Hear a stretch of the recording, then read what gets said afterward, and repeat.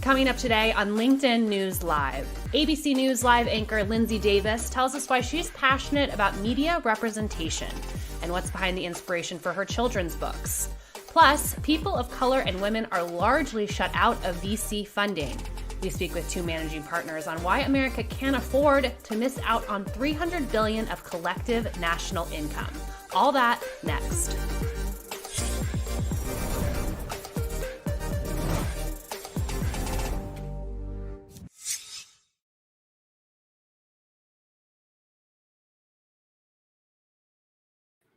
Hello, I'm Caroline Fairchild, and welcome to LinkedIn News Live, where the business conversation begins with you.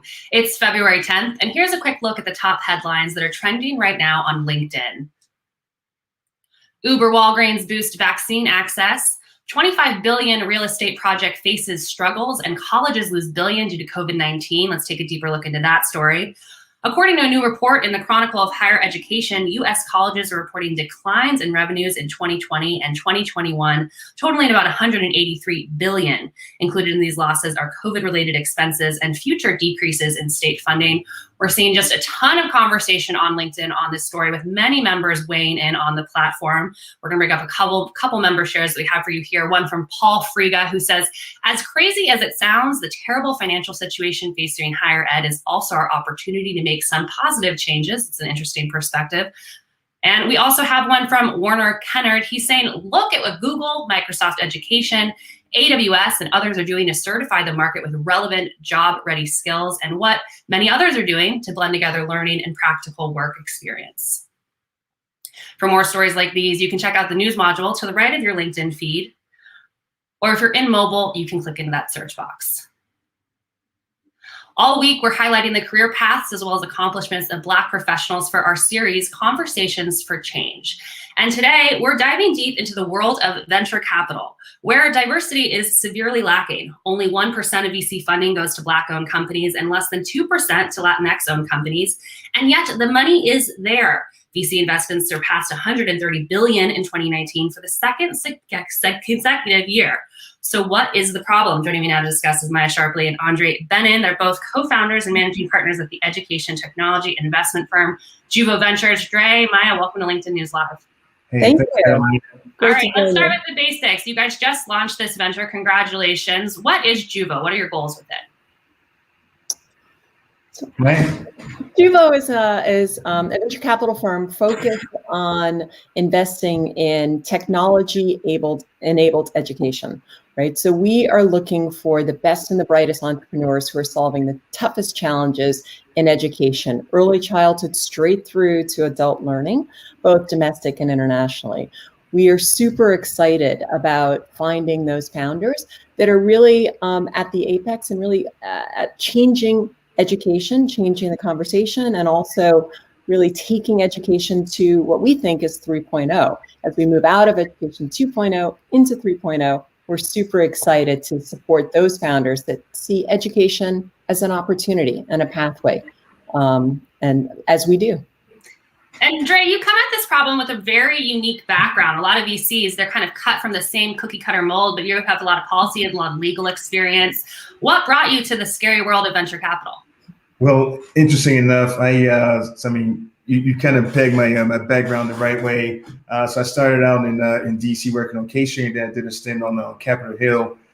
It was during my time on K Street that I met the current CEO of Stride Education Network, who was a former Deputy Secretary of Education. So he convinced me to join them in Indianapolis, and that's where I got I first dabbled into the world of venture capital, making direct investing, fund investments, and also working on controlled buyouts transactions. It was during my time at Strata that I actually invested in this fund, and I ultimately got recruited to come in and manage the fund or help manage the fund. So kind of a winding road, but for me, the intersection of education and investing is extremely important, and I'm glad to be on this path. Well, you seem to be striking while the iron is hot. I see education and workplace development companies saw $10.3 billion in capital investment last year through over 500 deals. Those numbers are much larger than the year before. Maya, what's going on in the education space right now, particularly with COVID? Yeah, we're seeing a big change in education, right? So trends that were already there in 2019 were simply accelerated in 2020. So for example, the digital penetration of education has accelerated. I think everyone who's out there helping homeschool their kids from the kitchen table or watching their college kids in the bedroom on Zoom, and the list goes on, understands what this looks like. We went from 3% digital penetration, total spend, I'm looking at total spend here, in 2008 to about 10% in 2019. We anticipate that that's going to more than double in the next 5 years. Just as a point of comparison, if you think about retail during those same times from 2008 to 2019, that space grew from, 3 to 8%. And then 3 to 10%. And if you think about the birth of eBay and Amazon and everything that means, transpose that to education, we're right now in a revolution. And so we're super excited to think about that trend and many others that are coming into the space that will transform education and provide equity and access to all. And I want to get back to that equity and access. But before we do that, I want to say hi to some members who are joining us in the stream. We have Dolores from Texas, Kimberly from North Carolina, Andre from Florida, Alan from Canada, and John from Washington. Thanks for joining us on LinkedIn News Live. Dre and Maya, the key central theme of your fund and your firm is diversity. And this year we've just seen a ton of venture capital firms put out statements where they are saying that they're going to be more inclusive. Dre, I'm curious, how do we separate lip service from actually making sure that we're creating more equity in this industry? I think, I mean, you make a very interesting point, Caroline. For me, so being the first one on board at Juvo Ventures, it was very interesting in terms of like how you want to build a team. So when the opportunity arose to actually go out and recruit team members to join us on this journey at Juvo, my first call was Maya. And I think the industry is very homogenous, and for us, like, to be able to not just using your term, they put lip service on an issue that's very prevalent in this industry, like really being intentional around like how you're recruiting, how you're bringing on how you're recruiting your team and the people that are bringing on board. It's extremely important. So bringing Maya on board, the rest of our team are also underrepresented in the space. So it makes sense for making investment decisions to have like diverse thoughts and diverse perspective at the top. I think is important. It reflects in the investments that are made, and you can look at it through our portfolio companies. So. It's incredibly important. And let's actually bring back those numbers. I should go to bring this graphic up from the top of the show back in, but I want to take a look at these numbers because I think they're important for our viewers to see. 1% to companies with Black founders, 2% to Latinx, and 3% to companies with a female CEO. Maya, these numbers are discouraging, so help us out here. Where do we need to move for these numbers to see traction and movement? I've been following this for so many years, and these numbers, they're staying the same. Yeah, it's super important that we actually have intentional focus on this, right? So if we, those numbers are depressing, but I think there's a change, right? If we think about, for example, what we're doing, right? We have created this program called A Bridge to Success. A lot of times networks, it's all about who you know. And so you kind of work within a network. Our Bridge to Success program looks for founders who are obviously, first and foremost, fantastic founders solving big, hairy problems in innovative ways, but we're also looking at the diversity of the founding team. And so we have 6 companies right now going through our accelerator program that are women, underrepresented minorities, and or in underrepresented, solving problems for underrepresented populations. So we are actually putting our money and putting our dollars to work against this problem. I think you have to put your money where your mouth is.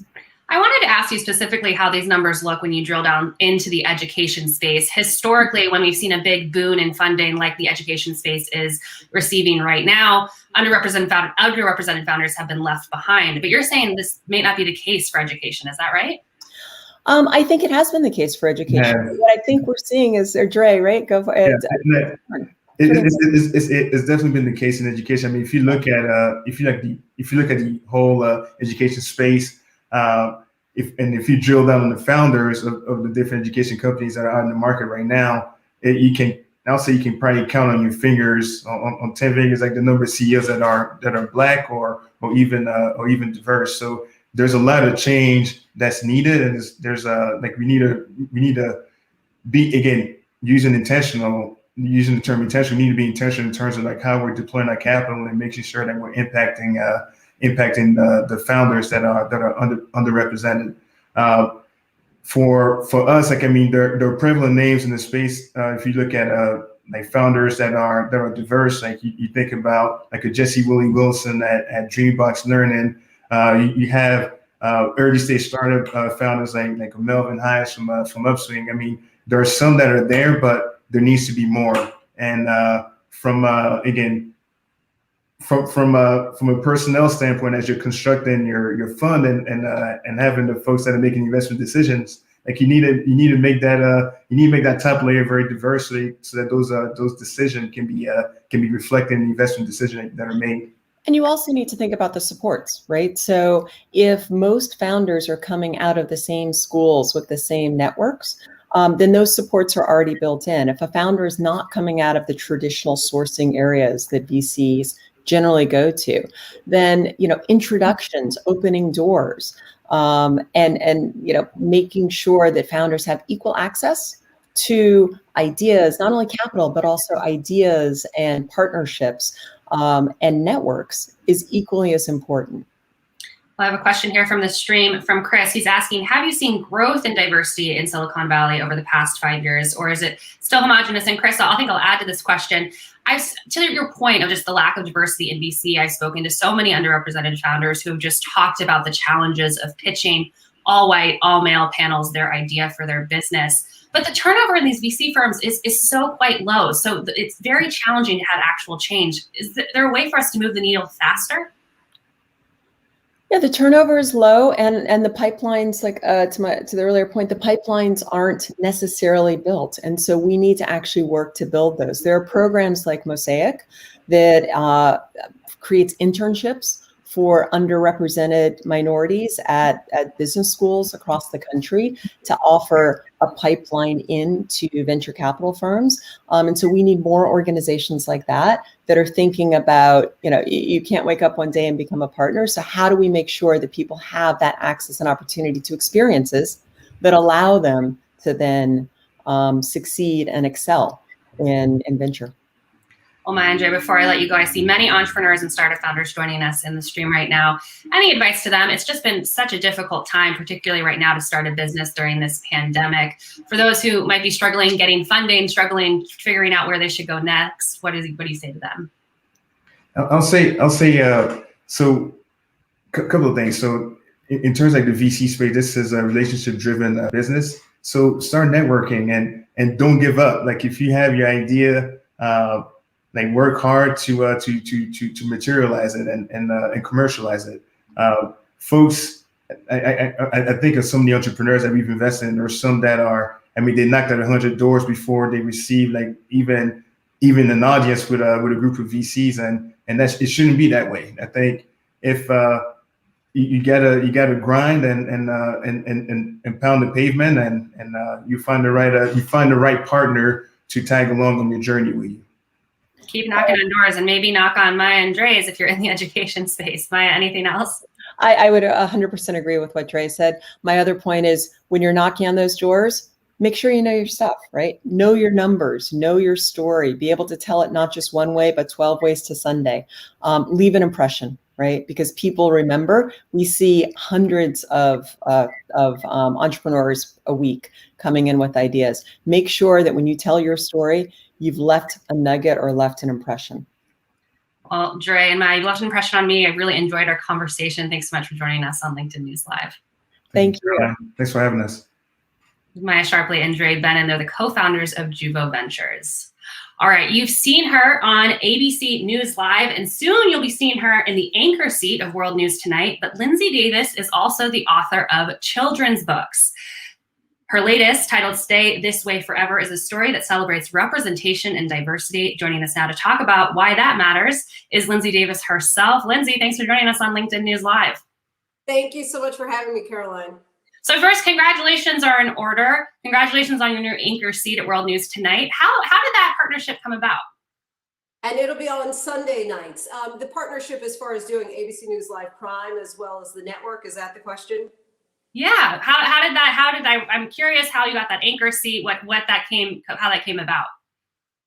Well, years of working for that end. I've been in the business now for 20 years, working my way up from local news and then ultimately getting to the network. And initially as a correspondent, and then started doing participating in some of the debate coverage as a moderator since 2019, and gradually becoming kind of part of the political team. And then when we started a revamped version of ABC News Live, which is streaming everywhere. We started a prime show, which is 7 to 8 and 9 to 10 every night. And so then I was asked to anchor that show, and then gradually started filling in on Weekend World News from time to time. And so that is actually the particular slot for me is on Sunday night. So that's when I'll be sitting in that anchor chair. But I think right now it's a very deliberate attempt from ABC News in order to kind of combine the world of digital streaming with traditional network news watchers. And I'm kind of a crossover, a transition, a bridge, if you will, in between the two. You certainly are that bridge, and that bridge is a tough one, and it's a long one in terms of the viewers that are coming from both sides of it. I'm curious, what do you see as the biggest difference when you're doing a show from a streaming platform versus a traditional cable network? Sure, it's time.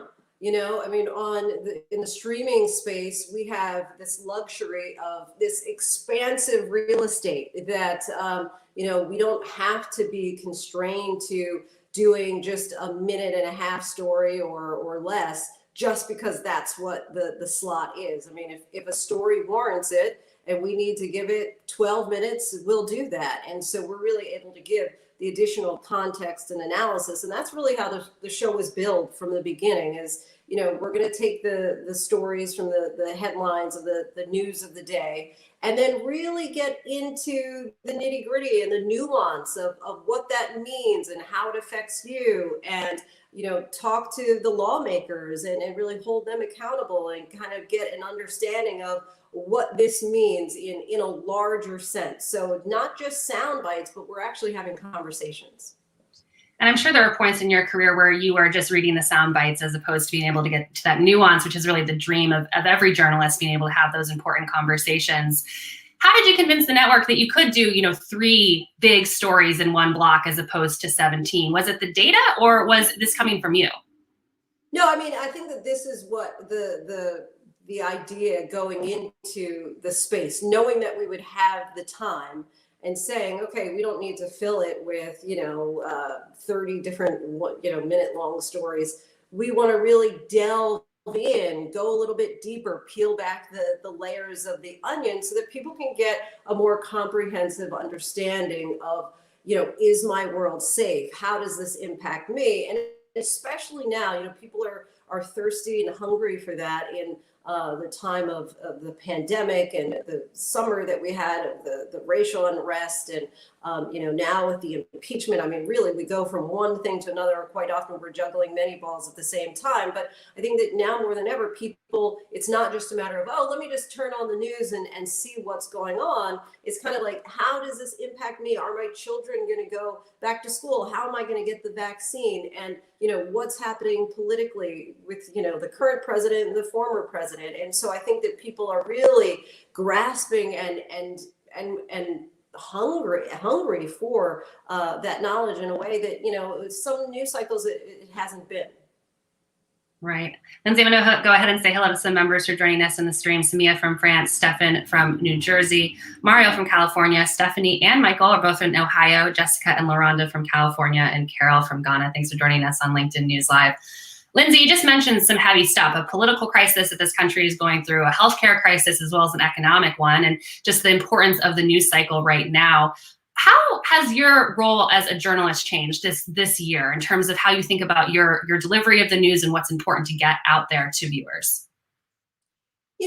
I think that what has been really helpful, I don't know that my role per se has changed, But I think that what is really useful for viewers is that we're all in this together more than perhaps ever before. You know, I happen to live in what was the first epicenter of, you know, this country as far as coronavirus. And so my son's school was among the first school districts to close. And so I was figuring it out, the homeschooling and the balance and the figuring, you know, determining the safety and the precautions and the social distancing. And so while we were reporting on it in real time, I was living it right along with everyone else. And so I don't think that there was this separation of church and state. And so I think that that is advantageous for viewers because we are all involved in the story. And so now you're not just kind of delivering the news, you're very much experiencing it. And I think that that is highly beneficial in order to be able to convey something with a knowledge and an experience and the hands-on real life perspective. And what you're talking about right now is just this transformation that we've seen through the decades of how people view news anchors, you know, that scary person behind the desk who's just reading from a teleprompter, to exactly what you're discussing, being there, that human touch within the news. Let's go back to your early career. What brought you into journalism?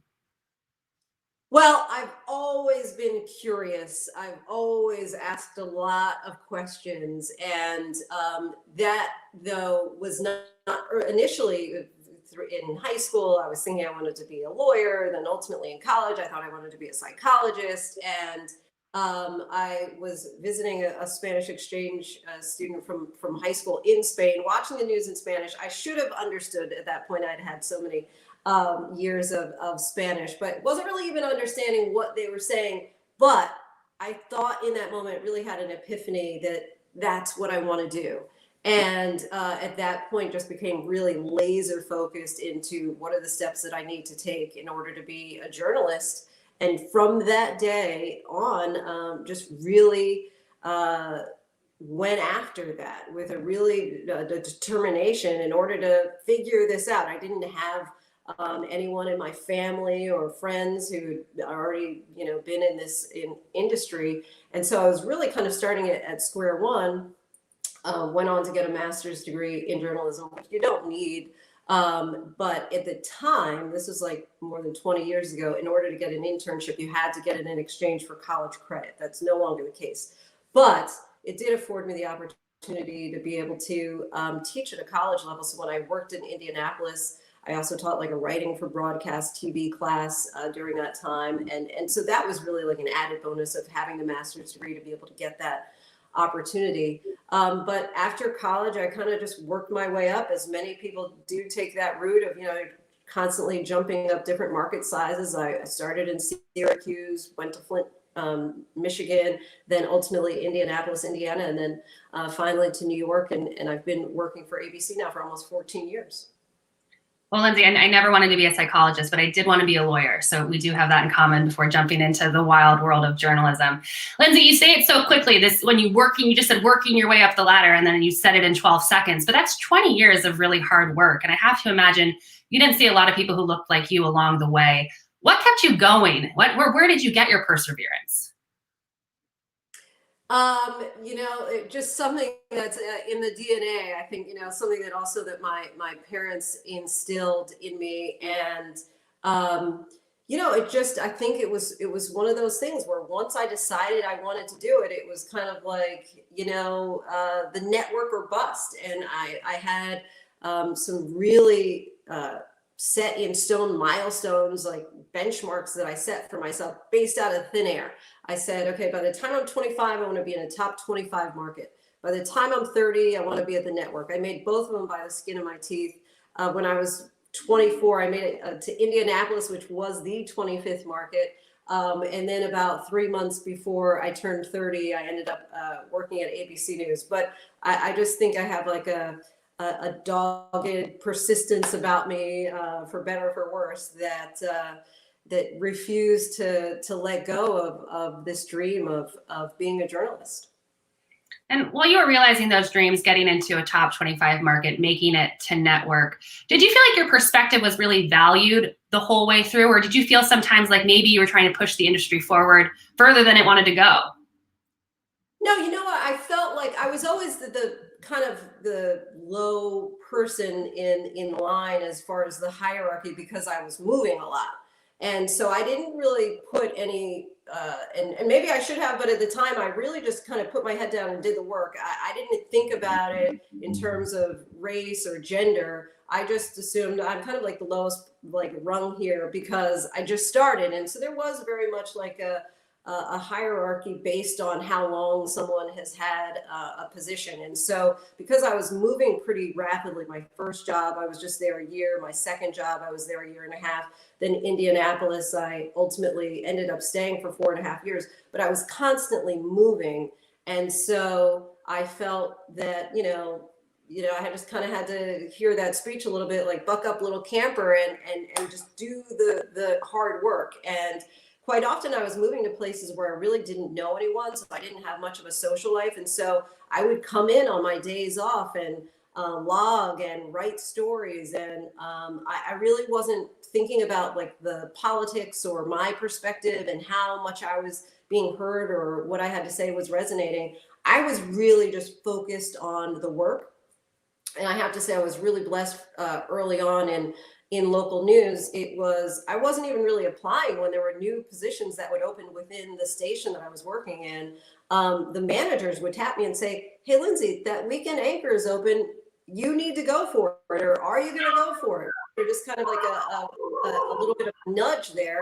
And so then I'd say, "Oh, I guess I should," And so I really had a different frame of mind at the time, very early on, and I just worked hard and didn't really think much about anything beyond that.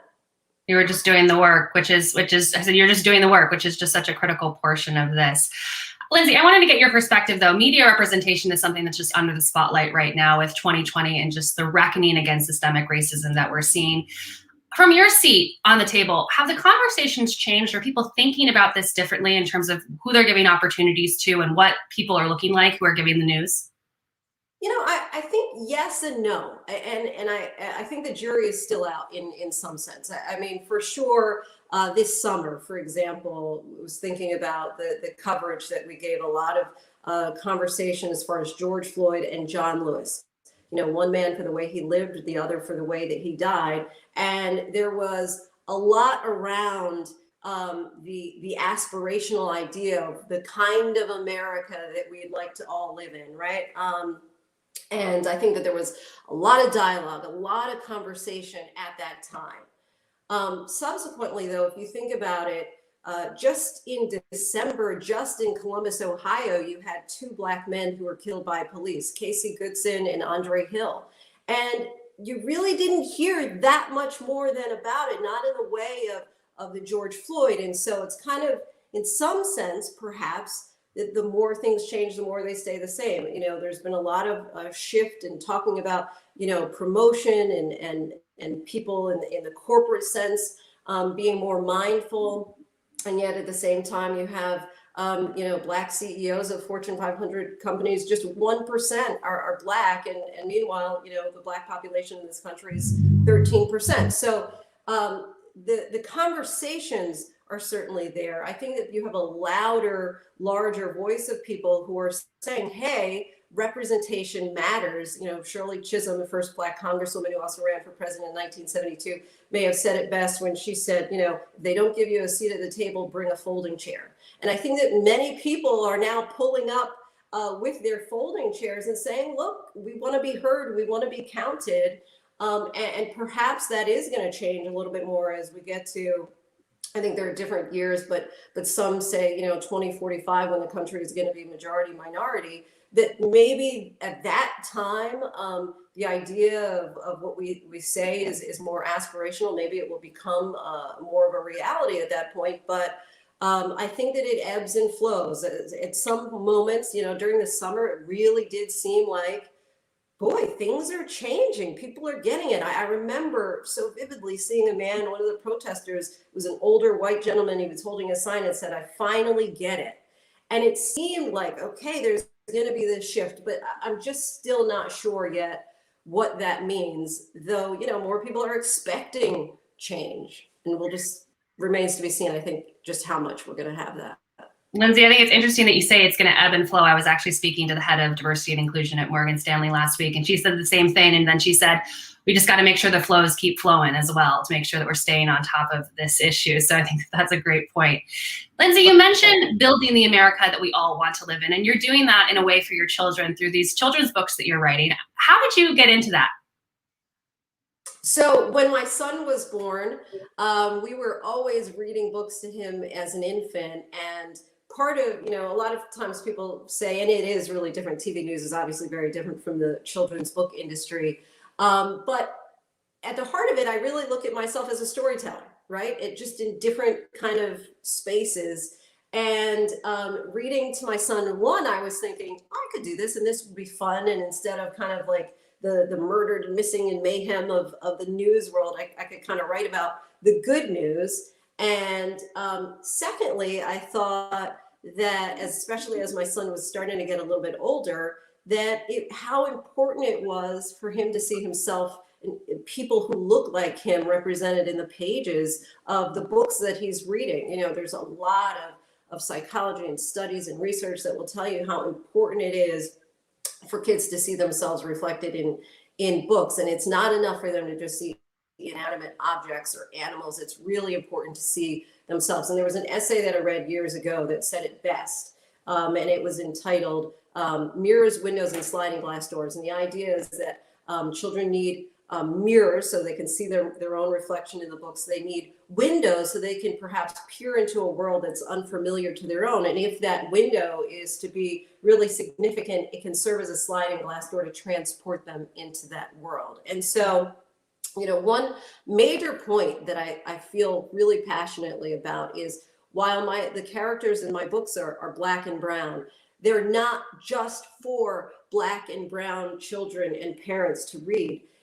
I think, and I hope that if white parents in particular learned anything over the summer of protests, it was that, kids need to see other children who don't look like them. Quite often we have this fear of the unknown because we don't have the exposure or experience with people who have different skin color, who have different thoughts, who have a different religion. And so if you live in a community that's kind of a monolith and there's no diversity, I think that white parents should buy a Black doll for their kids, or books that have, Black and brown characters. And especially as we talk about, this country right now, the majority of children in this country at this point are non-white. And yet when you look at the protagonists in children's books, more than 90% of the time they're white. And so there's just this disconnect. And I felt raising my own son who is Black, that I wanted to be part of that solution. And those sliding doors that you're writing about, they're for all children, not just the Black and brown ones. And I have a question here actually from Jake that is interesting to me too. He asked, Linsey, how has your job as a journalist informed your work as a kids book author? Is the fact-checking process as rigorous when you're putting out a book in kids form, or what's the hardest part? I do look at it in the same way. It's funny. I was just working on another book, and I was talking with the editor, and we were talking about DNA, and we were rhyming something. It was talking about like trillions and trillions. And then I looked and I said, well, actually with DNA, we should really say billions and billions, because there are only 3 billion, whatever it was, the cells or something. But so I do kind of look into the fact checking of it. But really, I think that a lot of the writing of the children's books, it's really from the heart, less from the head. And so I would make a little bit of a distinction in that sense, that, my son is really the muse and the inspiration for all the books that I've written so far and am currently working on for the future. And at the same time, what I would say is interesting is there is this, I guess, remnant of the news person in me that creates some of the content for the books. I'll give you a prime example. My second book, One Big Heart, A Celebration of Being More Alike Than Different, came about because my son was in the room with me. I thought that he was just playing with his Legos and was distracted. And at the end of the news segment, he said, Mommy, why did the police take those two black men to jail? And he asked it just like that. And he was talking about the two men who were arrested at the Starbucks in Philadelphia a few years ago. And so he was listening and hearing the idea of race. And then he asked me later if he and Daddy, when they go to Starbucks, are they going to get arrested? And at the time, especially the climate in this country was so divisive, and we just were so divided, and there was so much about, race and religion. And so I wanted to combat that. So what he was maybe hearing in the news, I wanted to be able to put a message into a children's book that would reaffirm what kids already know. I've said it before, I'll say it again. People always say that kids don't see color. Kids absolutely do see color. They just don't assign a value to it. It's adults quite often who do that. And so this was not really trying to teach children something new. It was really just trying to affirm what they already know to be true. And so I would say that that's, and one other way where I would say that the news and the children's book writing kind of what played a significant role here in our household anyway, is that sometimes I realize my son shouldn't see the news, and he wants to see mommy on the news and what we're talking about, and it's just not appropriate, quite often for a young mind, or I felt I just didn't want him to hear too much too soon in some ways. And with the books, that was something of mommy's work that I could feel proud to share with my son. That's such a powerful story that you just shared of your son. And before we started the show, you said that he has a penchant to try and get into the shot when you are working from home sometimes. And now I wish that he did. So definitely say hello to him for me.